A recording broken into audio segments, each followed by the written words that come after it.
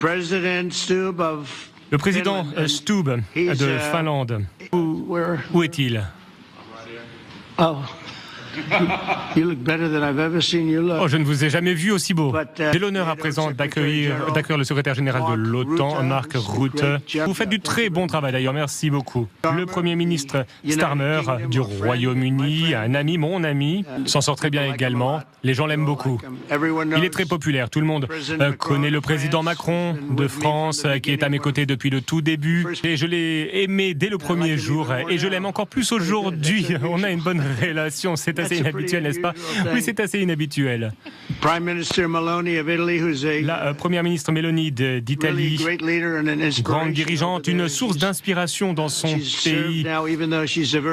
C'est une femme très jeune et pourtant elle a une grande carrière. D'autres politiques ne durent pas aussi longtemps qu'elle. Vous êtes au pouvoir depuis longtemps et vous allez rester au pouvoir longtemps. Le chancelier Merz d'Allemagne, un homme fort, un dirigeant fort, très respecté en Allemagne. Vous êtes bien bronzé, où est-ce que vous êtes allé pour bronzer comme ça? J'aimerais bien avoir un bronzage comme ça.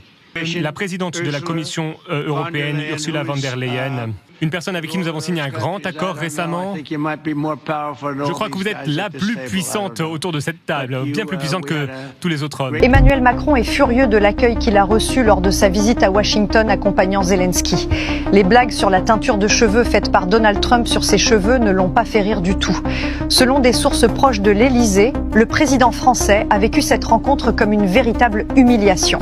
Alors qu'il se présentait en allié pour soutenir l'Ukraine, Trump a délibérément choisi de l'écarter des discussions cruciales, préférant recevoir Zelensky en tête-à-tête. Les tensions ont atteint leur comble lorsque le président américain s'est moqué de l'apparence de Macron, évoquant avec ironie sa teinture capillaire devant les caméras. Les images montrent un président français visiblement agacé, les mâchoires serrées, alors que Trump poursuivait ses provocations. C'était irrespectueux et délibéré, confie un conseiller européen présent sur place. Cette mise à l'écart des dirigeants européens révèle un mépris croissant de l'administration Trump pour ses alliés traditionnels. Macron, qui espérait jouer un rôle médiateur, est reparti avec la conviction amère que Washington ne considère plus Paris comme un partenaire égal.